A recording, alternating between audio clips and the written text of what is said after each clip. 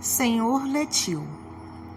O Senhor Letil, fabricante de perto de Paris, morreu em abril de 1864, de um modo horrível.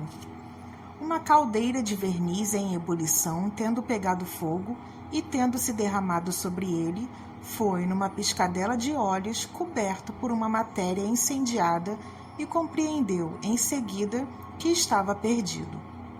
Sozinho, nesse momento, na oficina com um jovem aprendiz, teve a coragem de ir para o seu domicílio, distante mais de 200 metros. Quando se pôde dar-lhe os primeiros socorros, as carnes estavam queimadas e caíam aos pedaços. Os ossos de uma parte do corpo e da face estavam à vista. Ele viveu 12 horas nos mais horríveis sofrimentos, conservando, apesar disso, toda a sua presença de espírito até o último momento e pondo ordem nos seus assuntos com uma perfeita lucidez. Durante essa cruel agonia, não fez ouvir nenhum pranto, nenhum murmúrio e morreu orando a Deus. Era um homem muito honrado, de um caráter doce e benevolente, amado e estimado por todos aqueles que o conheceram. Tinha abraçado as ideias espíritas com entusiasmo, mas não com bastante reflexão, e foi por essa razão, sendo um pouco médium, ele mesmo um joguete de numerosas mistificações que, entretanto, não abalaram a sua fé. Sua confiança naquilo que lhe diziam os espíritos eram levadas, em certa circunstância, até a ingenuidade.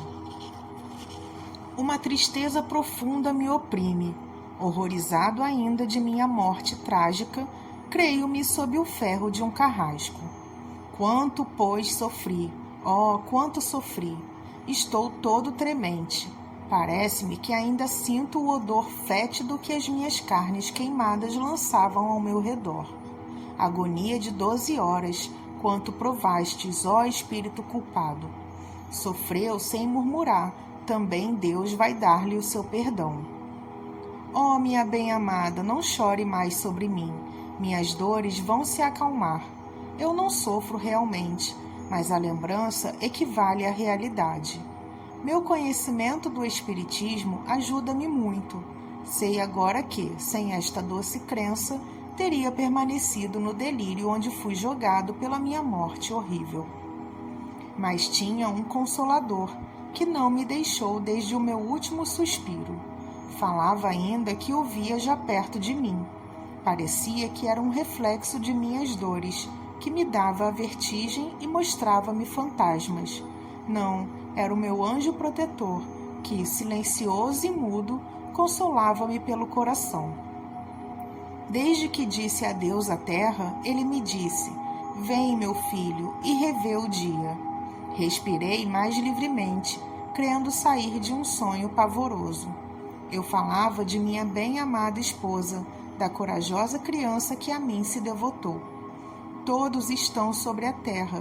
Tu, ó meu filho, está entre nós. Procurei a minha casa. O anjo nela me deixou entrar, acompanhando-me. Vi todo o mundo em lágrimas. Tudo era triste e em luto nessa pacífica paisagem de outrora. Não pude sustentar por muito tempo a visão desse doloroso espetáculo. Muito emocionado, disse ao meu guia: "Ó, meu bom anjo, saiamos daqui." "Sim, saiamos", disse o anjo, "e procuremos o repouso." Depois sofri menos. Se não visse a minha esposa inconsolável, meus amigos tão tristes, seria quase feliz. Meu bom guia, meu querido anjo, consentiu dizer-me por que tive uma morte tão dolorosa, e para o vosso ensinamento, meus filhos, vou fazer-vos uma confissão. Há 2 séculos fiz estender sobre uma fogueira uma jovem, inocente como se o é na sua idade, pois tinha de 12 a 14 anos mais ou menos. De que se a acusava? Ai de mim, de ser a cúmplice de uma ameaça contra a política sacerdotal. Eu era italiano e juiz inquisidor. Os carrascos não ousaram tocar o corpo da criança. Eu mesmo fui o juiz e o carrasco. Ó justiça, justiça de Deus, tu és grande. A ela me submeti. Tanto prometera de não vacilar no dia do combate, que tive a força para manter a palavra. Eu não murmurei, e me perdoastes, ó meu Deus. Quando, pois, a lembrança de minha pobre e inocente vítima se apagará de minha memória? Aí está o que me faz sofrer.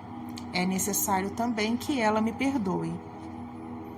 Ó vós, filhos da nova doutrina, dizeis por vezes: não nos lembramos do que fizemos precedentemente.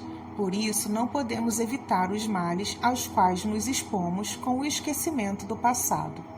Ó meus irmãos, bendizei a Deus. Se vos deixasse a lembrança, não haveria para vós nenhum momento de repouso sobre a terra. Sem cessar, perseguidos pelo remorso e pela vergonha, poderíeis ter um único instante de paz? O esquecimento é um benefício, a lembrança aqui é uma tortura. Ainda alguns dias, e por recompensa da paciência com a qual suportei as minhas dores, Deus vai me dar o esquecimento de minha falta. Eis a promessa que vem de ser feita pelo meu bom anjo. O caráter do Senhor Letil, na sua última existência, prova quanto o seu espírito melhorou. A sua conduta foi o resultado de seu arrependimento e das resoluções que tomou. Mas isso não bastava. Era-lhe necessário selar as suas resoluções por uma grande expiação. Era-lhe necessário suportar como homem o que fizeram os outros suportarem. A resignação nessa terrível circunstância era para ele a maior prova, e, felizmente para ele, não faliu. O conhecimento do Espiritismo, sem dúvida, muito contribuiu para sustentar a sua coragem pela fé sincera que lhe dera no futuro. Sabia que as dores da vida são provas e expiações, e a elas se submeteu sem murmurar, dizendo: Deus é justo, sem dúvida eu o mereci. Um sábio ambicioso.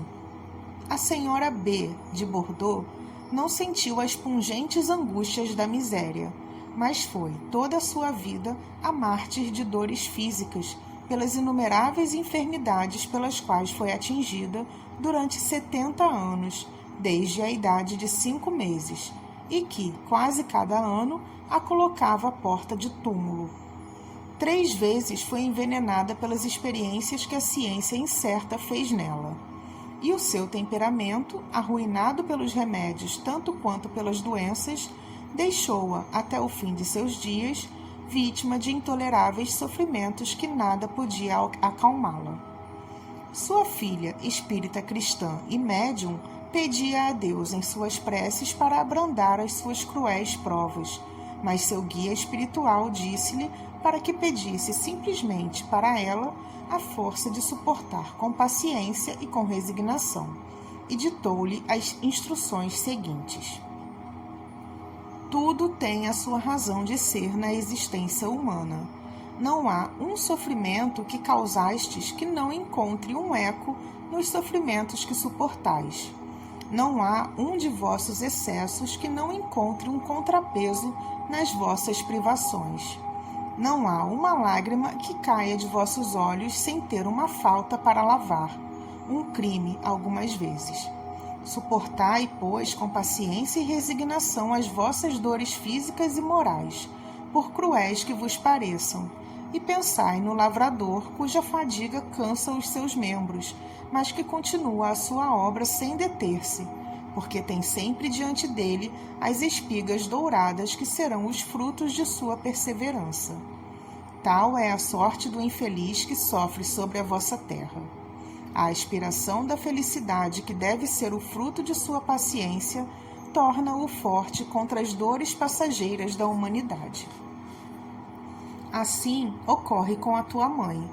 Cada dor que ela aceita como uma expiação é uma mancha apagada de seu passado, e quanto mais cedo todas as manchas estiverem apagadas, mais cedo ela será feliz. Só a falta de resignação torna o sofrimento estéril, porque então as provas estão a recomeçar. O que é, pois, mais útil para ela é ter coragem e submissão. É o que é necessário pedir a Deus e aos bons espíritos conceder-lhe. Tua mãe foi outrora um bom médico, frequentando uma classe onde nada custa para se assegurar o bem-estar, e onde foi cumulado de dons e de honras. Ambicioso de glórias e riquezas, querendo atingir o apogeu da ciência, não tendo em vista aliviar os seus irmãos, porque não era filantropo, mas em vista de aumentar a sua reputação e, por consequência, a sua clientela, nada lhe custou para conduzir a bom fim os seus estudos. A mãe era martirizada em seu leito de sofrimento, porque ele previa um estudo nas convulsões que provocava. A criança era submetida às experiências que deveriam dar-lhe a chave de certos fenômenos. O velho via apressar o seu fim. O homem vigoroso sentia-se enfraquecido pelas experiências que deveriam constatar a ação de tal ou de tal bebida. E todas essas experiências eram tentadas sobre o infeliz sem desconfiança. A satisfação da cupidez e do orgulho, da sede de ouro e de renome, tais foram os móveis de sua conduta.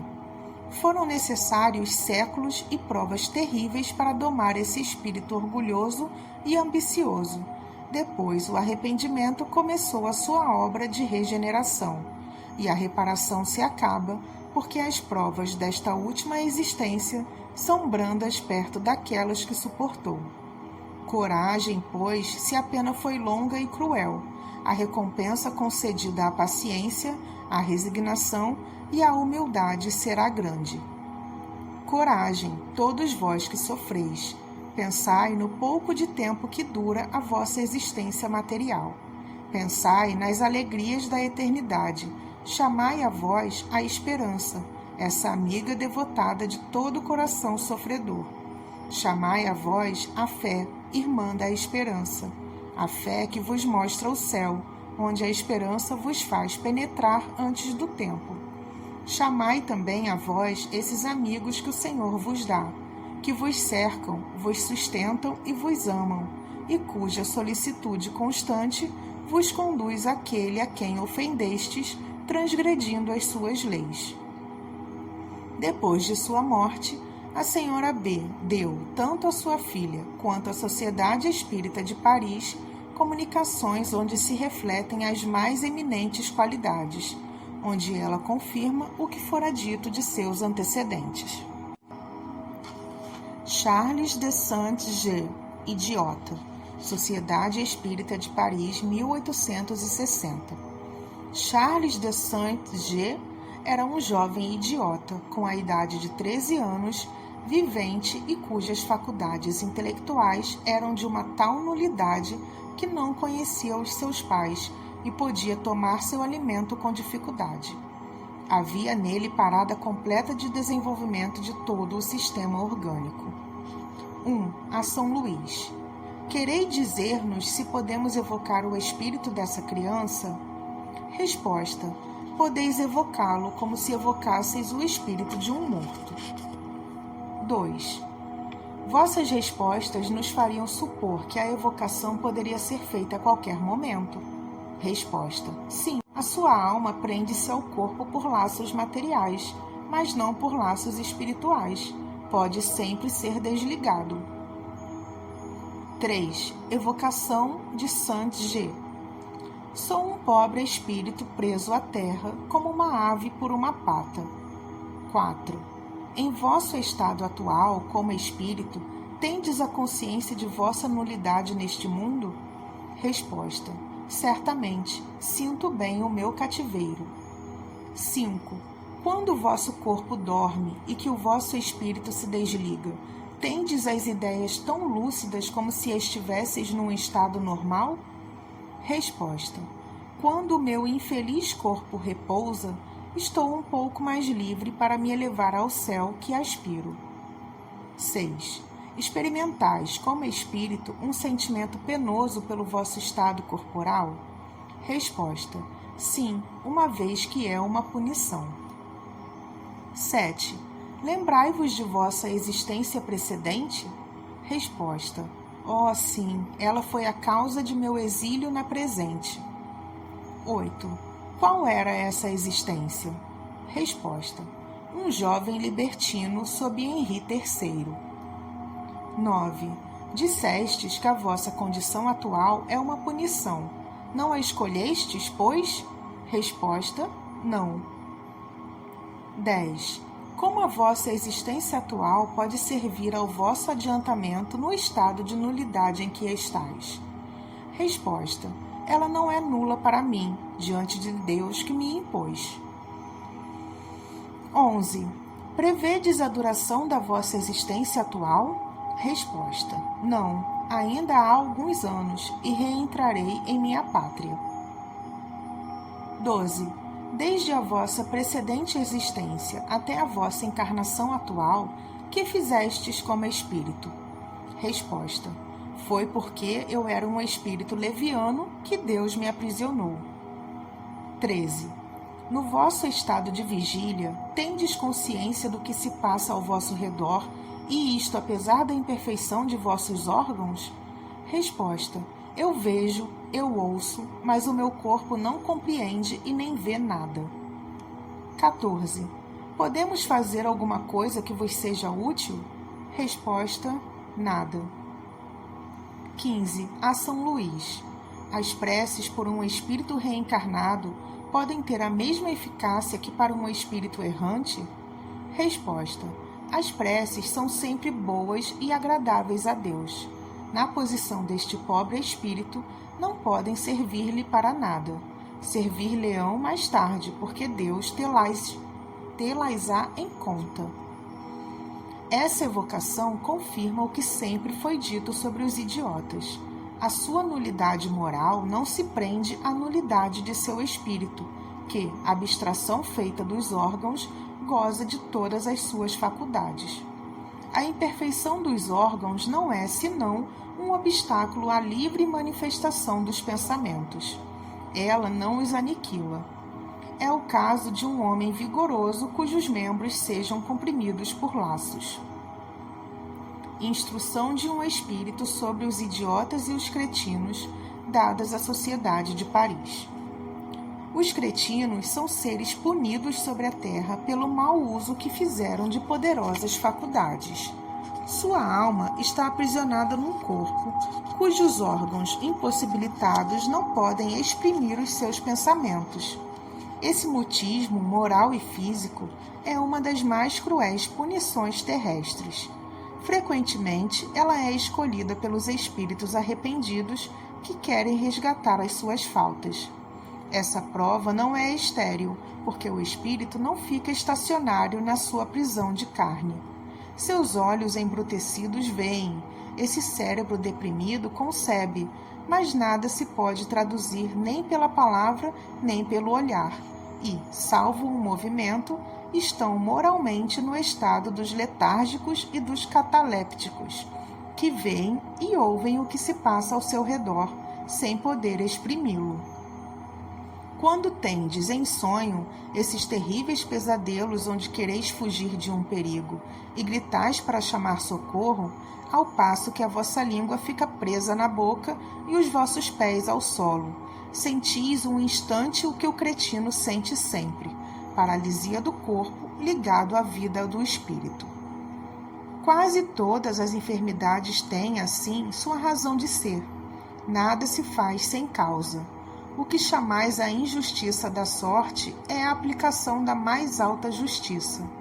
A loucura é também uma punição do abuso de altas faculdades. O louco tem duas personalidades, aquela que disparata e aquela que tem a consciência de seus atos, sem poder dirigi-los.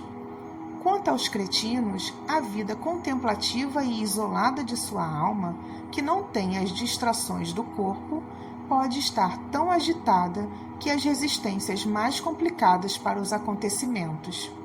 Uns se revoltam contra o seu suplício voluntário, lamentam tê-lo escolhido e sentem um desejo furioso de retornar a uma outra vida, desejo que os faz esquecer a resignação à vida presente e o remorso da vida passada, do qual têm a consciência, porque os cretinos e os loucos sabem mais do que vós, e sob a sua impossibilidade física esconde-se uma força moral da qual não tendes nenhuma ideia. Os atos de furor e de imbecilidade aos quais o seu corpo se entrega são julgados pelo ser interior que os sofrem e que deles se envergonham. Assim, zombar deles, injuriá-los, maltratá-los mesmo, como fazem algumas vezes, é aumentar seus sofrimentos, porque é fazê-los sentir mais duramente sua fraqueza e sua abjeção. E se o pudessem, acusariam de covarde aqueles que agem desse modo, porque sabem que a sua vítima não pode defender-se. O cretinismo não é uma lei de Deus, e a ciência pode fazê-lo desaparecer, porque é o resultado material da ignorância, da miséria e da imoralidade. Os novos meios de higiene que a ciência, tornada mais prática, colocou à disposição de todos, tendem a destruí-lo. Sendo o progresso a condição expressa da humanidade, as provas impostas modificar-se-ão e seguirão a marcha dos séculos, tornar-se-ão todas morais. E quando a vossa terra, jovem ainda, houver cumprido todas as fases de sua existência, tornar-se-á uma morada de felicidade, como outros planetas mais avançados. Pierre Jouty, pai do médium. Houve um tempo em que se colocou em questão a alma dos cretinos e se perguntava se pertenciam verdadeiramente à espécie humana. A maneira pela qual o Espiritismo fala-os considerar não é de uma alta moralidade e de um grande ensinamento? Não tem mais matéria para reflexões sérias em pensando que esses corpos desfavorecidos encerram almas que, talvez, brilharam no mundo, que são tão lúcidas e tão pensantes como as nossas, sob o espesso envoltório que lhes abafa as manifestações, e que pode, um dia, ocorrer o mesmo conosco se abusarmos das faculdades que a providência nos distribuiu? Além disso, como o cretinismo poderia explicar-se? Como fazê-lo concordar com a justiça e a bondade de Deus sem admitir a pluralidade das existências? Se a alma não já viveu, é que foi criada ao mesmo tempo que o corpo. Nesta hipótese, como justificar a criação de almas tão deserdadas como as dos cretinos da parte de um Deus justo e bom? Porque aqui não se trata de um desses acidentes, como a loucura, por exemplo, que se pode ou prevenir ou curar. Esses seres nascem e morrem no mesmo estado, não tendo nenhuma noção do bem e do mal. Qual é a sua sorte na eternidade? Serão felizes como os homens inteligentes e trabalhadores? Mas por que esse favor, uma vez que nada fizeram de bem? Estarão no que se chama de limbos, quer dizer, num estado misto que não é nem a felicidade nem a infelicidade? Mas por que essa inferioridade eterna? Foi sua falta se Deus criou os cretinos? Desafiamos todos aqueles que repelem a doutrina da reencarnação para saírem deste impasse. Com a reencarnação, ao contrário, o que parecia uma injustiça torna-se uma admirável justiça. O que é inexplicável se explica de maneira mais racional. De resto, não sabemos por que aqueles que repelem esta doutrina nunca a combateram com outros argumentos que o de sua repugnância pessoal em retornar sobre a terra. A isto se lhes responde: para ali vos enviar, Deus não pede a vossa permissão, não mais do que o juiz não consulta o gosto do condenado para enviá-lo à prisão. Cada um tem a possibilidade de a ela não retornar, em se melhorando bastante para merecer passar a uma esfera mais elevada. Mas, nessas esferas felizes, o egoísmo e o orgulho não são admitidos. Portanto, é se despojando dessas enfermidades morais que é necessário trabalhar, se quer subir de grau. Sabe-se que, em certos países, os cretinos, longe de serem um objeto de desprezo, são cercados de cuidados benevolentes. Esse sentimento não tenderia a uma intuição do verdadeiro estado desses infortunados, tanto mais dignos de considerações quanto seu espírito, que compreende a sua situação, deve sofrer por se ver o resto da sociedade? Ali se considera como um favor e uma bênção ter um desses seres numa família. Isso é superstição? É possível, porque entre os ignorantes a superstição se mistura às ideias mais santas das quais não se dão conta. Em todos os casos, para os pais, é uma ocasião de exercer uma caridade tanto mais meritória quanto são geralmente pobres, e é para eles uma carga sem compensação material. Há mais mérito em cercar de cuidados afetuosos uma criança desfavorecida que aquelas cujas qualidades oferecem uma compensação. Ora, a caridade do coração, sendo uma das virtudes mais agradáveis a Deus, atrai sempre a sua bênção sobre aqueles que a praticam. Este sentimento inato naquelas pessoas equivale a esta prece: obrigado, meu Deus, por nos dar como prova um ser fraco para sustentar e um aflito para consolar. Adelaide Marguerite Gosse era uma simples e pobre serva da Normandia, perto de Harfleur. Com 11 anos, ela ingressou no serviço de ricos pecuaristas de sua cidade. Poucos anos depois, um transbordamento do Seine carregou e afogou todos os animais. Outras infelicidades sobrevieram e seus senhores caíram na miséria. Adelaide encadeou a sua sorte a deles, abafou a voz do egoísmo e, não ouvindo senão o seu coração generoso, fê-los aceitarem 500 francos poupados por ela e continuou a servi-los sem salário. Depois, quando de sua morte, ligou-se a uma filha deles, que se tornara viúva e sem recursos. Ela trabalha no campo e leva seu ganho à casa. Casa-se e a jornada de seu marido se acrescenta à sua, e eis agora ambos a sustentarem a pobre mulher, que ela sempre chama a sua senhora. Este sublime sacrifício durou quase meio século. A sociedade de emulação de Rouen não deixou no esquecimento esta senhora, digna de tanto respeito e de admiração. Concedeu-lhe uma medalha de honra e uma recompensa em dinheiro.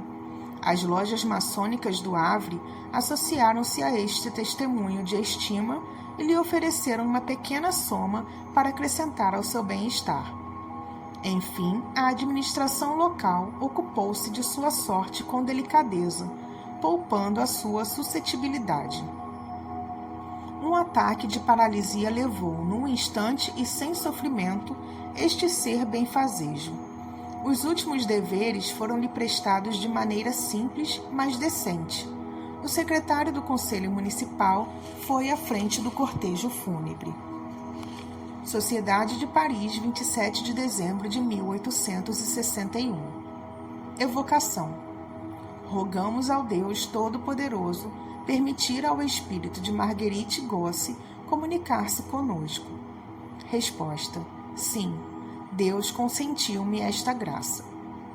Pergunta: estamos felizes em vos testemunhar a nossa admiração pela conduta que tivestes durante a vossa existência terrestre, e esperamos que a vossa abnegação receba a sua recompensa. Resposta: sim, Deus foi para sua serva cheio de amor e de misericórdia. O que fiz e que achastes bom era muito natural. Pergunta: para nossa instrução, poderias dizer-nos qual foi a causa da humilde condição que ocupastes sobre a terra? Resposta: eu ocupara em 2 existências sucessivas uma posição bastante elevada. O bem me era fácil, cumpria-o sem sacrifício, porque era rica. Achei que avançava lentamente e foi por isso que pedi para retornar numa condição mais ínfima, onde deveria lutar, eu mesma, contra as privações, e para isso preparei-me por muito tempo. Deus sustentou a minha coragem e pude chegar ao objetivo que me propusera, graças aos socorros espirituais que Deus me deu. Pergunta: revistes os vossos antigos senhores? Dizei-nos, eu vos peço, qual é vossa posição diante deles, e se vos considerais sempre como a sua subordinada. Resposta: sim, eu vos revi. Estavam à minha chegada neste mundo e eu vos direi com toda humildade que eles me consideram como lhes sendo superior. Pergunta: tinhais um motivo particular para vos ligar a eles antes que a outros? Resposta: nenhum motivo obrigatório. Atingiria o meu objetivo em qualquer parte. Escolhi-os para quitar com eles uma dívida de reconhecimento. Outrora foram bons para mim e me prestaram serviço. Pergunta: que futuro se apresenta para vós? Resposta: espero estar reencarnada num mundo onde a dor é desconhecida. Talvez me acheis bem presunçosa, mas vos respondo com toda a vivacidade de meu caráter. De resto, entrego-me à vontade de Deus. Pergunta: nós vos agradecemos por terdes vindo ao nosso chamado e não duvidamos que Deus vos cumule com as suas atenções. Resposta: obrigada. Possa Deus vos bendizer e a todos, em morrendo, vos faça experimentar as alegrias tão puras que foram distribuídas. Clara Rivière. Clara Rivière era uma menina de 10 anos, pertencente a uma família de camponeses numa cidade do sul da França. Era completamente debilitada desde os 4 anos. Durante a sua vida, nunca fez ouvir um só lamento, nem deu um único sinal de impaciência. Embora desprovida de instrução, consolava sua família aflita, conversando com ela sobre a vida futura e a felicidade que deveria ali encontrar. Ela morreu em setembro de 1862, depois de 4 dias de torturas e convulsões, durante os quais não cessou de orar a Deus. Eu não temo a morte, dizia ela, uma vez que uma vida de felicidade me está reservada depois. Dizia a seu pai e chorava: consola-te, retornarei para te visitar. A minha hora está próxima, eu o sinto, mas quando ela chegar, sabê-lo-ei e te prevenirei antes. Com efeito, quando o momento fatal deveria cumprir-se, chamou todos os seus, dizendo: não tenho mais que 5 minutos para viver. Dai-me as vossas mãos. Ela expirou como anunciara. Desde então, um espírito batedor vem visitar a casa do casal Rivière, onde transtorna tudo. Bate na mesa como se tivesse uma clava, agita as roupas e as cortinas, revira as louças. Esse espírito apareceu sob a forma de Clara, a sua irmãzinha, que não tem senão 5 anos. Segundo essa criança, a sua irmã frequentemente lhe tem falado, e suas aparições lhe fazem dar gritos de alegria e dizer: mas vede, pois, como Clara está linda. 1. Evocação de Clara Rivière. Resposta: estou junto de vós, disposta a responder. 2. De onde vos chegavam, embora tão jovem e sem instrução, as ideias elevadas que exprimíeis sobre a vida futura antes de vossa morte?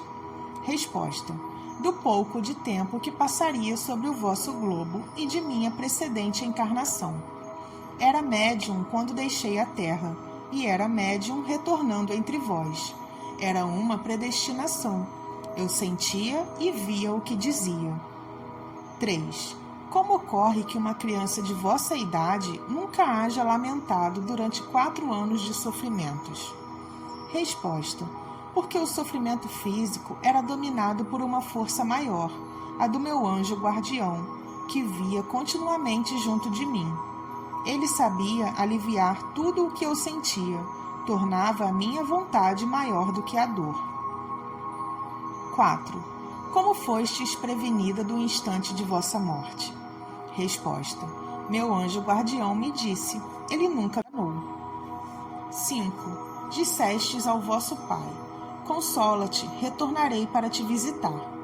Como ocorre que, animada de tão bons sentimentos por vossos pais, viesseis atormentá-los depois de vossa morte, fazendo barulho em sua casa? Resposta: eu tinha, sem dúvida, uma prova, ou antes, uma missão a cumprir. Se vim rever os meus pais, credes que isso fosse para nada? Esses ruídos, essa perturbação, essas lutas levadas pela minha presença foram uma advertência. Fui ajudada por outros espíritos, cuja turbulência tem uma importância, como tenho a minha, aparecendo a minha irmã. Graças a nós, muitas convicções vão nascer. Meus pais tinham uma prova a sofrer. Ela cessará logo, mas somente depois de ter dado a convicção a uma multidão de espíritos. 6. Assim, não fostes vós, pessoalmente, que causastes essa perturbação? Resposta. Fui ajudada por outros espíritos que servem a prova reservada aos meus queridos pais. 7. Como ocorre que a vossa irmã vos reconheceu, se não fostes vós que produzistes essas manifestações? Resposta. Minha irmã não viu senão eu. Ela possui agora uma segunda vista, e não foi a última vez que a minha presença virá consolá-la e encorajá-la. 8. Por que, tão jovem, fostes afligida com tantas enfermidades? Resposta. Eu tinha faltas anteriores a expiar. Fiz mau uso da saúde e da posição brilhante que gozava em minha precedente encarnação. Então Deus me disse: gozastes grandemente, desmesuradamente, sofrerás da mesma forma. Eras orgulhosa, serás humilde. Eras altiva por tua beleza e serás abatida. Em lugar da vaidade, esforçar-te-ás para adquirir a bondade e a caridade. Fiz segundo a vontade de Deus e o meu anjo guardião me ajudou. 9. Quererias dizer alguma coisa aos vossos pais? Resposta. A pedido de um médium, meus pais fizeram muita caridade. Tiveram razão em não orarem sempre com os lábios. É necessário fazê-lo com a mão e com o coração. Dar àqueles que sofrem é orar, é ser espírita. Deus deu a todas as almas o livre-arbítrio, quer dizer, a faculdade de progredir. A todas deu a mesma aspiração, e é por isso que a roupa de lá toca de mais perto a roupa de brocado de ouro do que se pensa geralmente. Também encurtai as distâncias pela caridade. Introduzi o pobre em vossa casa. Encorajai-o, elevai-o, não o humilheis. Se eu soubesse praticar por toda parte essa grande lei da consciência, não se teriam mais, em épocas determinadas, essas grandes misérias que desonram os povos civilizados, e que Deus envia para castigá-los e para abrir-lhes os olhos.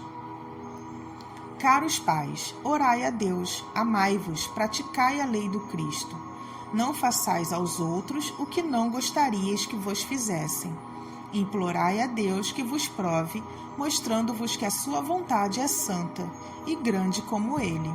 Sabei, em previsão do futuro, vos armar de coragem e de perseverança, porque ainda estáis chamados a sofrer.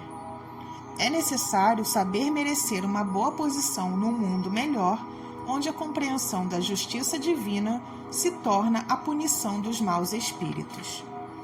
Estarei sempre junto de vós, queridos pais. Adeus, ou antes, até breve. Tende a resignação, a caridade, o amor de vossos semelhantes e sereis felizes um dia. Clara. É um belo pensamento este. A roupa de lã toca de mais perto do que se não crê a roupa de brocado de ouro. É uma alusão aos espíritos que, de uma existência a outra, passaram de uma posição brilhante a uma posição humilde ou miserável, porque, frequentemente, espiam no meio ínfimo o abuso que fizeram dos dons que Deus lhe concedera. É uma justiça que todo o mundo compreende. Um outro pensamento, não menos profundo, é aquele que atribui a calamidade dos povos à infração à lei de Deus, porque Deus castiga os povos como castiga os indivíduos. É certo que, se praticassem a lei de caridade, não haveria nem guerras nem grandes misérias. É a prática dessa lei que o Espiritismo conduz. Seria, pois, por isso que encontra inimigos tão obstinados? As palavras desta menina aos seus pais são as de um demônio? Françoise Vergnes. Cega de nascença, filha de um camponês das vizinhanças de Toulouse, morta em 1855, com a idade de 45 anos.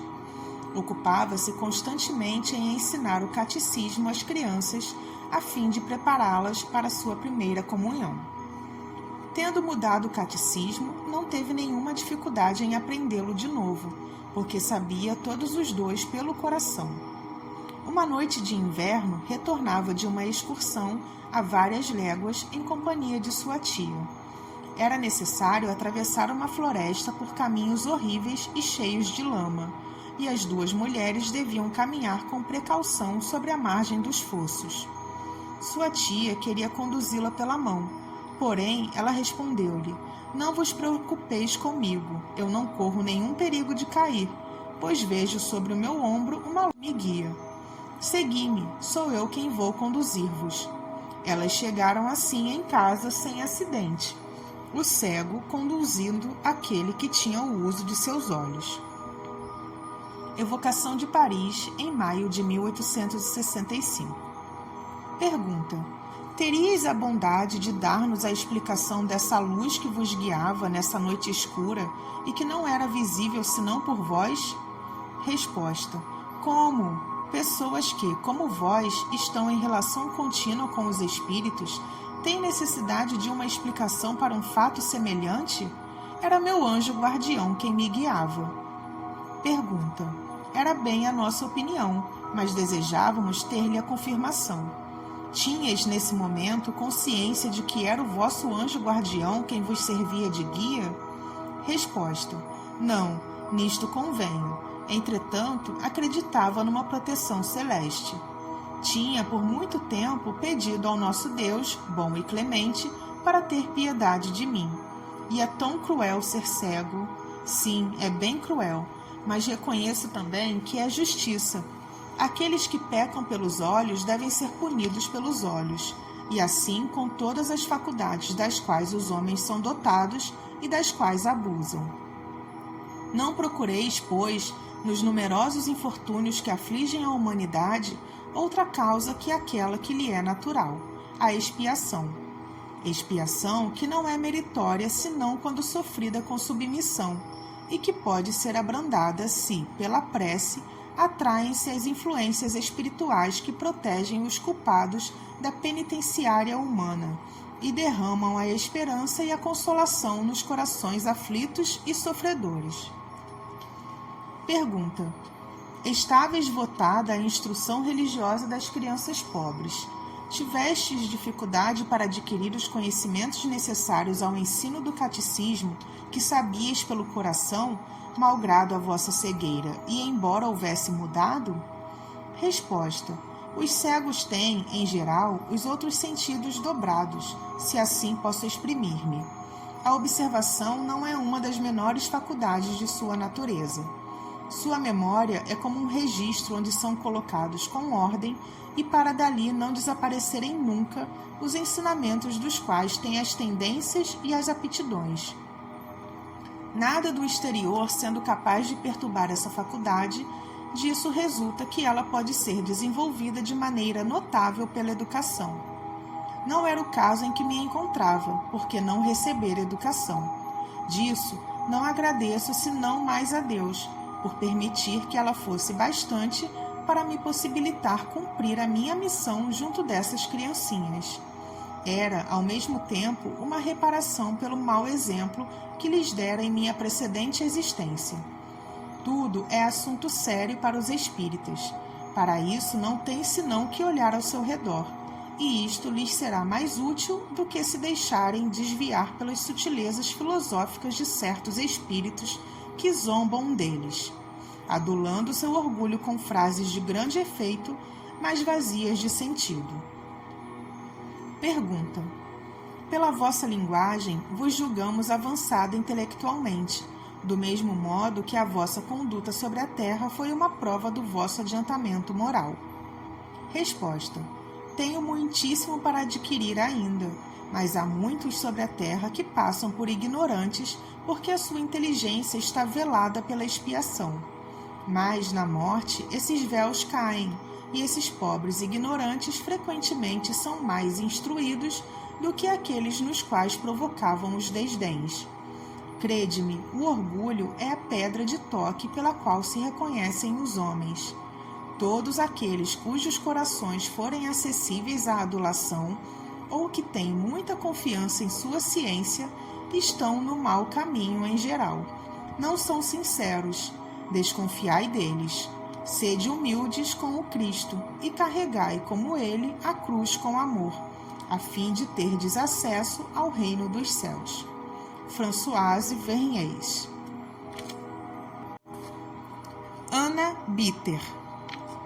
Ser atingido pela perda de um filho adorado é um desgosto cruciante, mas ver um filho único dando as mais belas esperanças sobre o qual se concentrou as suas únicas afeições, desfalecer sob os seus olhos, extinguir-se sem sofrimentos por uma causa desconhecida, uma dessas bizarrias da natureza que confundem a sagacidade da ciência, ter esgotado inutilmente todos os recursos da arte e adquirido a certeza de que não há nenhuma esperança, e sofrer essa angústia de cada dia durante longos anos, sem prever-lhe o fim, é um suplício cruel que a fortuna aumenta, longe de abrandar, porque se tem a esperança de vê-la gozar um ser querido. Tal era a situação do pai de Anna Bitter, também um sombrio desespero se apoderara de sua alma e seu caráter se irritava mais e mais à vista desse espetáculo doloroso, cujo fim não poderia ser senão fatal, embora indeterminado. Um amigo da família, iniciado no espiritismo, julgou dever interrogar o seu espírito protetor a este respeito, e dele recebeu a resposta seguinte: quero muito dar-te a explicação do estranho fenômeno que tens sob os olhos, porque sei que, me pedindo, não estás movido por uma indiscreta curiosidade, mas pelo interesse que tens por essa pobre criança, e porque dela sairá para ti, crente na justiça de Deus, um ensinamento proveitoso. Aqueles que o Senhor quer ferir devem curvar a sua fronte e não maldizê-lo e se revoltarem, porque ele não fere sem causa. A pobre jovem da qual o Todo-Poderoso suspendera o decreto de morte deve logo retornar entre nós, porque Deus teve piedade dela, e seu pai, esse infeliz entre os homens, deve ser atingido na única afeição de sua vida, por ter zombado do coração e da confiança daqueles que o cercam. Por um momento, o seu arrependimento tocou o mais alto, e a morte suspendeu seu gládio sobre essa cabeça tão querida. Mas a revolta retornou, e o castigo segue sempre a revolta. Felizes quando se está sobre esta terra, que sois castigados. Pedi, meus amigos, por essa pobre criança, cuja juventude tornará os últimos momentos difíceis. A seiva é tão abundante nesse pobre ser, apesar de seu estado de enfraquecimento, que a alma dele se livrará com dificuldade. Orai, mais tarde ela vos ajudará, e ela mesma vos consolará, porque o seu espírito é mais elevado que o das pessoas que a cercam. Foi por uma permissão especial do Senhor que pude responder ao que me perguntaste, porque é necessário que esse espírito seja ajudado para que o desligamento seja mais fácil para ele. O pai morreu depois de sofrer o vazio do isolamento da perda de sua criança. Eis as primeiras comunicações que uma e o outro deram depois de sua morte. A filha: obrigada, meu amigo, por estar interessado na pobre criança e por ter seguido os conselhos de vosso bom guia. Sim, graças às vossas preces, pude deixar mais facilmente o meu envoltório terrestre, porque meu pai, ai de mim, ele não pedia mais, ele maldizia. Todavia, não o quero nisso, foi por causa de sua grande temor por mim. Peço a Deus dar-lhe a graça de ser esclarecido antes de morrer. Eu o excito, o encorajo. Minha missão é abrandar os seus últimos instantes. Por vezes, um raio de luz divina parece nele penetrar, mas isso não é senão um clarão passageiro, e ele cai logo nas suas primeiras ideias. Não há nele senão um germe de fé abafado pelos interesses do mundo, e que só novas provas mais terríveis poderão desenvolver, pelo menos o temo. Quanto a mim, não tinha senão um resto de expiação a sofrer. Foi por isso que não me foi muito dolorosa, nem bem difícil.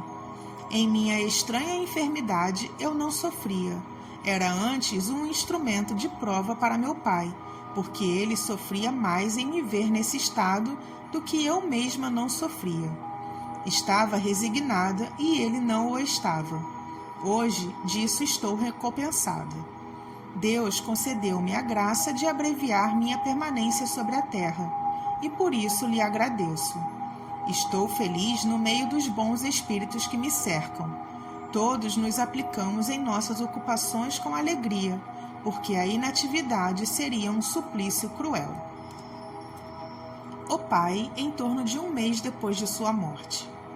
Pergunta: nosso objetivo em vos chamando é de vos indagar quanto à vossa situação no mundo dos espíritos, para vos ser úteis se estiver em nosso poder. Resposta: o mundo dos espíritos, eu não o vejo, não vejo senão os homens que conheci, e dos quais nenhum pensa em mim e não me lamenta. Ao contrário, parece estarem contentes por se desembaraçarem de mim. Pergunta: tendes bem conta de vossa situação? Resposta: perfeitamente. Durante algum tempo acreditei ser ainda de vosso mundo, mas agora sei muito bem que não o sou mais. Pergunta: como ocorre então que não vieis outros espíritos ao vosso redor? Resposta: eu o ignoro, todavia. Tudo é claro ao meu redor. Pergunta: é que não tornastes a ver a vossa filha? Resposta: não, ela está morta. Eu a procuro, chamo-a inutilmente.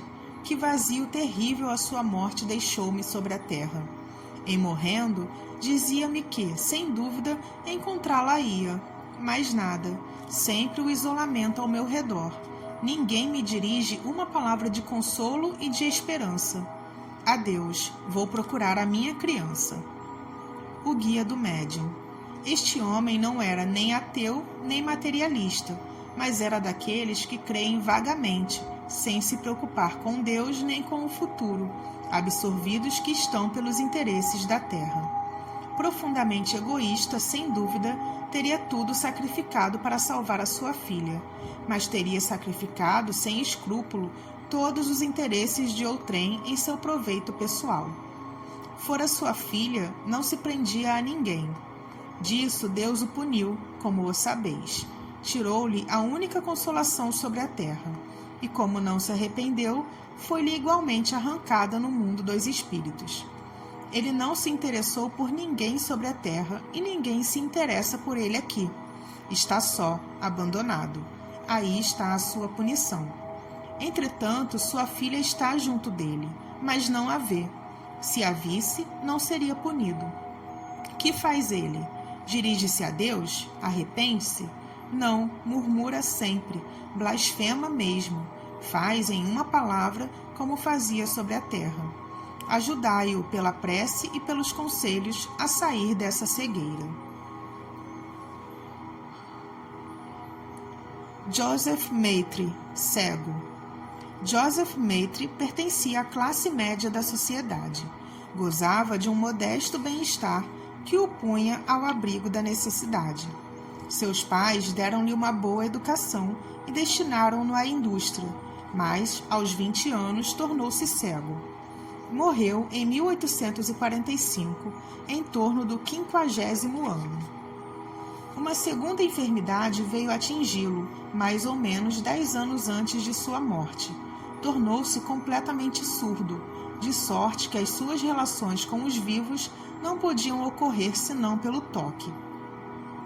Não mais ver já era bem penoso, mas não mais ouvir era um cruel suplício para aquele que, tendo gozado de todas as suas faculdades, deveria melhor ainda sentir os efeitos dessa dupla privação. Que pudera merecer-lhe essa triste sorte? Não fora sua última existência, porque a sua conduta sempre foi exemplar. Era bom filho, de um caráter doce e benevolente, e quando se viu, por acréscimo, privado do ouvido, aceitou essa nova prova com resignação e nunca murmurou uma queixa. Seus discursos denotavam uma perfeita lucidez de espírito e uma inteligência pouco comum.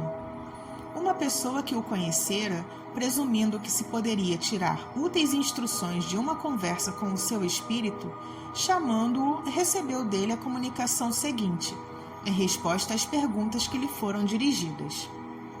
Paris, 1863. Meus amigos, eu vos agradeço por vos lembrardes de mim, embora talvez nisso não pensasseis, se não esperáveis tirar algum proveito de minha comunicação. Mas sei que um motivo mais sério vos anima. Por isso, entrego-me com prazer ao vosso chamado, uma vez que me fazem o obséquio de me permitir, feliz por servir à vossa instrução. Possa meu exemplo juntar-se às provas tão numerosas que os Espíritos vos dão da justiça de Deus.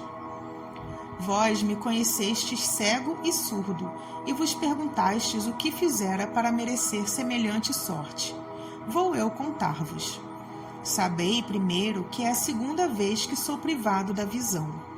Numa precedente existência que ocorreu no começo do último século, tornei-me cego com a idade de 30 anos, em consequência de excessos de todos os gêneros, que arruinaram a minha saúde e enfraqueceram os meus órgãos. Já era uma punição por abusar dos dons que recebera da providência, porque era largamente dotado. Mas, em lugar de reconhecer que eu era a primeira causa de minha enfermidade, disso acusei esta mesma providência, na qual, de resto, pouco acreditava.